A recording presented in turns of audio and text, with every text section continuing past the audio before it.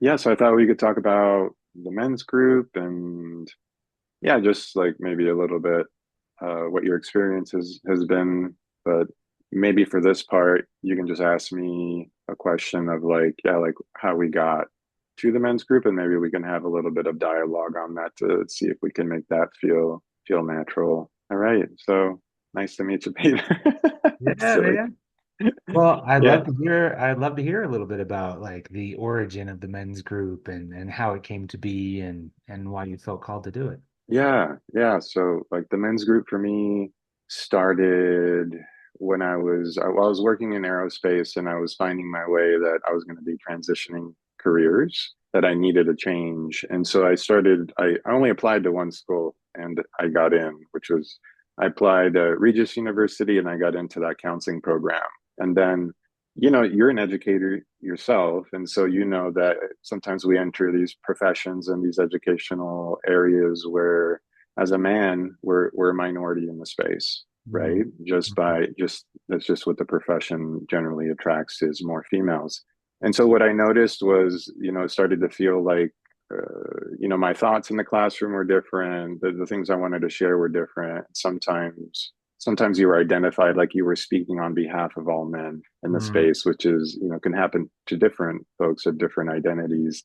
And so that was interesting. And then there was a colleague there that was bringing up the topic of like, man, I'm feeling like out of place, or I'm feeling isolated in this experience of school. And so he was like, maybe we should meet at the library. And there's a couple other guys in this cohort, and maybe we can get together and start meeting like. And so Mm. we started to meet once a month on site at the library, and then that evolved into a small group that met monthly in the Denver metro area for almost 5 years. So 5 to 6 years. So all the way through the program, which was 3 years, and about another 3 years after that. That was really supportive because it felt like, okay, well, I have some people that get my experience of being in this space. And, these groups have their momentums, they grow, and then they dissolve at some point, right? Life circumstances, people move on. We've gotten what we've kind of benefited from the group, and, people come and go from our lives. And so letting the group dissolve at that point, and then finding myself kind of yearning to be back in a group, I started to think about, well, how do I bring this back to life? And it was our mutual friend, Ben, I had connected with him and had introduced the idea of, we had been going up to his location up in Grand Lake in the mountains and spending a little bit of time up there, but it was always on like under the umbrella of just socializing and hanging out and, having some drinks. And so I wanted to shift that to something that was more focused. And so we did a small little trial run, and there was just four guys up there. And we had this format of coming in at the time was like coming in on Friday. I would poll the group of guys on what types of conversations they wanted to have, what topics they wanted to talk about. And so oftentimes it was, parenting. We all had children at different ages. And so parenting was always a topic. Intimate relationships, right? Our partners, our wives, our spouses, and so a lot of that was what was coming up, and then a lot of also feeling like the weight of what a man tries to carry in the world, right? The responsibility of providing and protecting, and those roles that we take on, and the imbalance that can come from that, right? From the imbalance of being provider, protector, and putting yourself last and not having a space to connect with folks to decompress and offload a little bit of that. And so we came up with a 3 day format. We would come up on Friday, we'd have these conversations. Saturday morning, we would dive in again, have a midday kind of activity. Was it kayaking or hiking? And then again, another intentional conversation in the evening, followed by a big shared meal where we would all get together and cook, and then almost like a Thanksgiving for kind of the brotherhood and the support in that process. And so we did that little trial run, and it went really well. And then from there, it just kept growing and kept growing, and it's been going now for well over a decade, and it's pretty incredible. Just the growth that has happened for everybody in that space, and when we started that group early on, I would help organize and facilitate the group, but I would also participate fully, right? And there were so many times that I sat in that space and told the story of all these things that are happening in my life, and sometimes I would come back and everything was great, and then sometimes I would come back the next time and everything was falling apart again. And so it was it was really interesting to watch this cycle go and go. And then as the years went, I found myself inviting new guys in and almost like organically kind of transitioning into more like I'm facilitating more and Mhm. participating a little less. And so that has been kind of the evolution of that work. And what I'm looking to do now is to offer a similar offering for clinicians, facilitators, guides, educators that are men in the space, in spaces that are dominated by women. And so, how do I help cultivate a space where guys can come together in an intimate, small group setting online and not feel isolated in their lives, right? Not feel the burden of what they're trying to navigate, Mhm. to give them a safe place where they can be vulnerable and not feel weak, right? Because we have a shared experience Mhm. about that. So that's my vision right now for what I'm trying to build here, and going to offer an online community as well for folks to connect, and also for all the students that I work with. I provide psychedelic education, consultation for folks that are seeking their facilitator licenses, and those that are actively working with psychedelics, ketamine and psilocybin. And at some point, there'll be an FDA approval of these medicines. And so, my desire is to have these clinicians, facilitators, and guides have a place where they can openly discuss, like clinically, like, what are your thoughts on this case? And beyond that, the most important part that I feel very similar to like the men's group space that we're creating is how do we create a space for these clinicians to feel supported in their process, right? I think this we formally call that supervision, but I want to keep it just kind of an open peer consultation where the work that we're doing in the psychedelic space amplifies, right? It amplifies what's within our client, but it also amplifies what's within us as we're engaging in this work. And as those parts activate, we need to address those. We need to explore what's going on within us so that we can keep the space clean for our clients, right? So that we can provide a service without inflicting any harm, right? Because of our blind spots, our shadow, or whatever we want to call it. And so that's what I'm working on these days, and I'm excited to be offering this soon. And so thank you for being here with me. And I would love to hear from you, like as one of the my men's group members and good friend.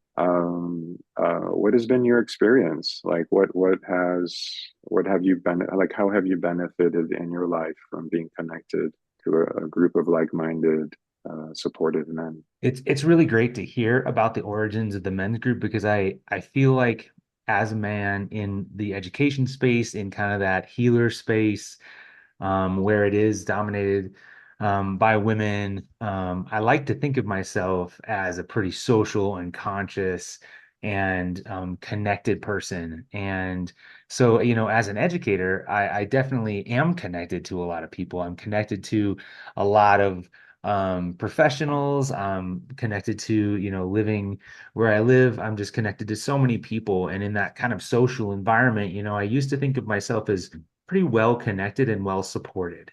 I think what I realize in the way that you put things together and the way that the men's group is set up is that the intentionality is really around the space and the intention and the opportunity to really be vulnerable and be true with people who know how it feels to need that. When I came to the men's group first, I would say, and I told my wife this when I came home. We got in, I drove in, I met everybody, and within 2 hours, I was hearing some things that I have never, like, I was blown away by the openness and the vulnerability and Mm, truth that people were telling within the first hour or two that I met them. In a social environment, that can take months, right? Weeks, yeah, yeah. months, right? And when we think about how we usually meet up with people, we might meet them in bars, or we might meet them out on a mountain bike ride, or we might meet them doing some other activities. And while those are valuable and they do provide connection, I've never had an accelerated connection with people in the way that I have in this group.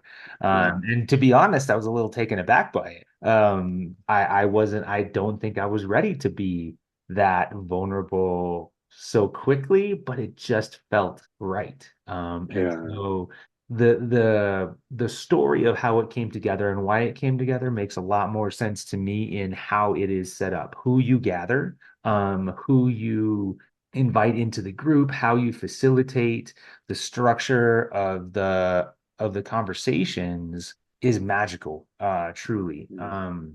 And we also have seen a lot of people go in and out of these groups, Yeah. and it's always also just so amazing to me that how the group is set up and how the conversations are started and the care that the men give and the way that the safety and space is created is really something amazing that anybody that has come into the group has felt the same way that I felt. Yeah. Like, Yeah. wow. And then just boom, you're in it, which is just so cathartic and amazing. It's really helped me to be a better human out in the world. I mean, you talked about like, how do we serve and how do we gather as people who are healers and servants in Mm. ways that can help us be better and bring that out into our clientele or our classrooms or just other men. What I've found is that my relationships in outside of this group, I mean, first of all, the relationships in the group are amazing. These are some of the people Hmm. I talk to the most, just because I know they know, I Right. know how I feel. And even if you don't know how I feel, the space is there and the safety is there to listen to that and to provide support and feedback. And I find that every time I gather with the group, I go back a better human. I Mm. go back with the ability to be more patient and be more understanding and have more insight in all of my relationships, in my relationships as a husband, in my relationship as a father, in my relationship as a teacher, in my relationship as a friend. And I've really seen that for me bleed out into the people that I spend the most time with.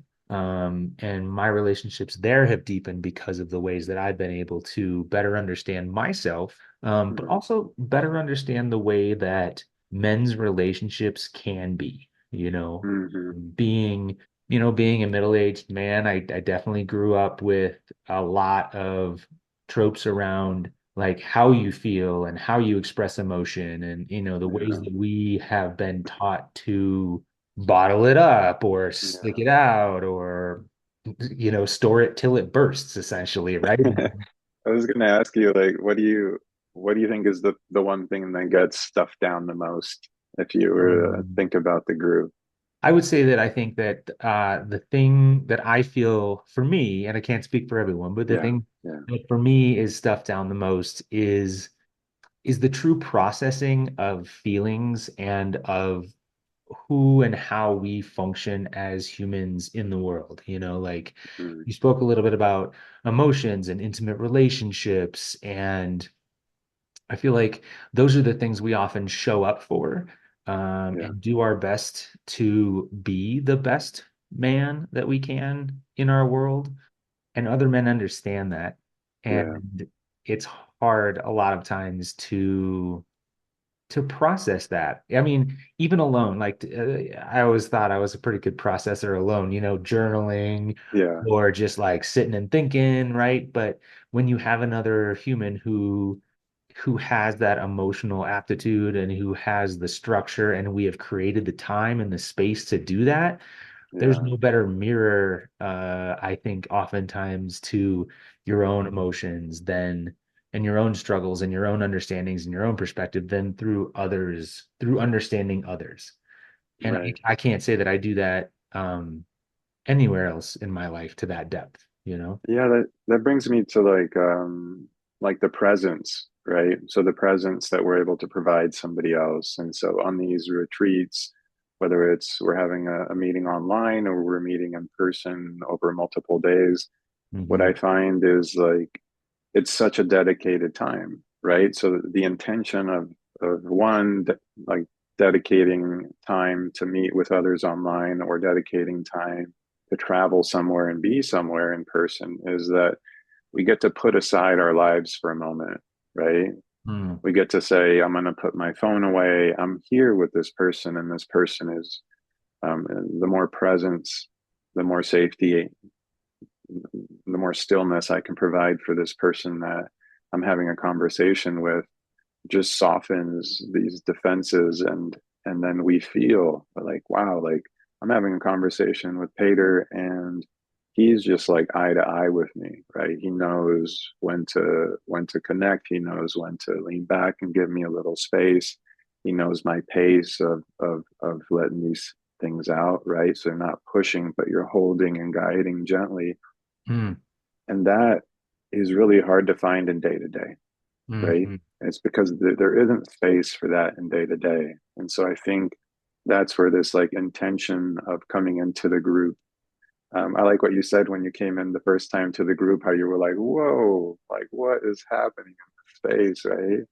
And I mm, think that for new group members, that can cause, I know for me, I experienced it the first time I was in a group of that style, was that there can feel a little contraction, right? Of like, ooh, this is making me a little uncomfortable because it's so open and it's so loving and supportive. But I know that that feeling feels threatening to me initially, because that means that something is going to come out, mm, right? And I mm, don't know if I'm ready to let this out right here with these people, but it's bubbling up, right? It's bubbling up, and we can watch the group, right? When we have a group of people and we're going around checking in, the themes and the topics start to activate our own vulnerabilities and the stories and the things that we're holding.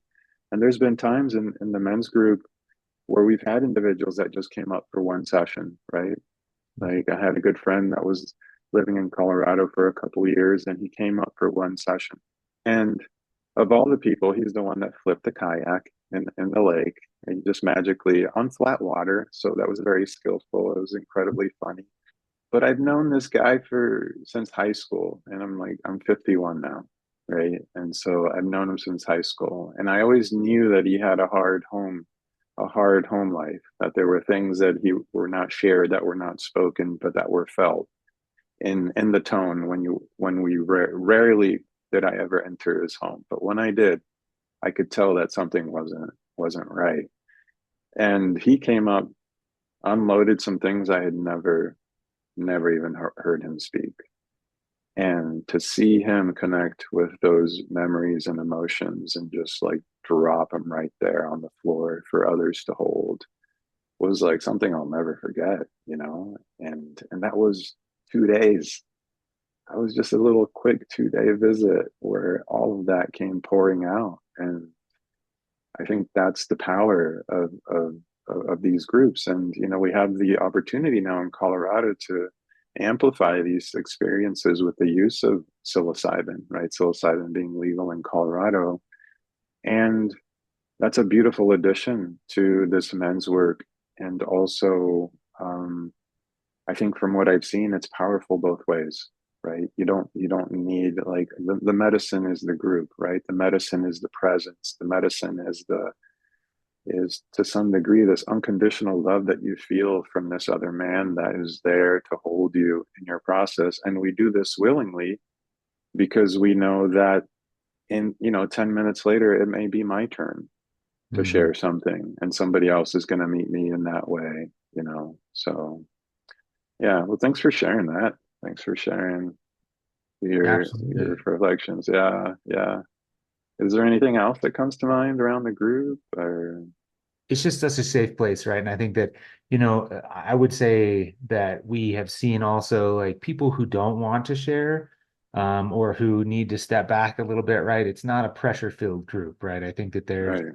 I've been in other groups where, it feels very like, all right, now you're going to share this really deep thing. It's like, no, do I really want to do that? I don't, but I really it just I think the nature of the group, just really the way it's set up, your facilitation, your thoughtfulness around being intentional about providing a safe space really does bring that out for people. And like I said, that's just in contrast to so many groups. I would say I feel more pressure like in individual counseling than I do in this group. And I think that for me is Okay. a really interesting thing, right? Because we know that it's in a safe environment and it can't go anywhere or whatever. And sitting in this group with these men, it just feels safer. It feels understanding. It feels loving.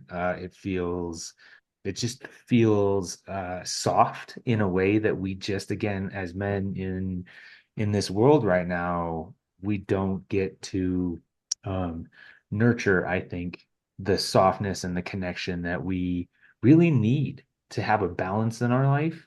That's Yeah. what this group has brought to me, is really this idea of softness and of connection and of support, um, that goes against, I think, a lot of what our entire society is telling us as men to do right now. It Yeah. doesn't mean that none of those things are good things, but it's just, I think you pointed out, we don't create time in our lives to be there for people, to understand, to be one on one. And for me, that really transcends a lot of things that have brought me to a place that I am a better person because of being a part of this group. Yeah. Thank you. Yeah. Yeah. Thanks for that. Yeah. We can go ahead and thank you. Yeah.